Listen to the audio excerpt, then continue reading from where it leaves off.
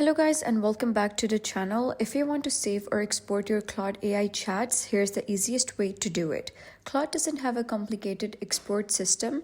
You can save your chats in a few simple ways depending on what you need. First is copy and paste. So the simplest method is manual export. You could open your Claude chat, select the text you want, copy it, paste into Google Docs, Notion, Obsidian, or a Word file.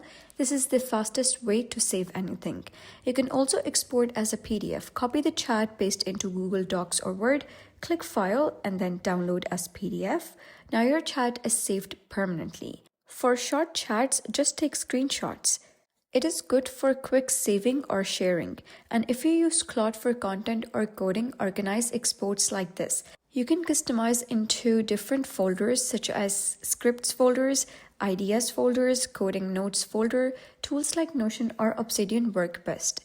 And before exporting, ask Claude, summarize this chat, clean this into a structured document. This makes your export much more readable. And that's how basically you can export Claude chats easily, copy, save, or convert into PDF depending on your needs. So if you found this guide helpful, please consider subscribing and leaving a like. It really helps me out, and I'll see you next time.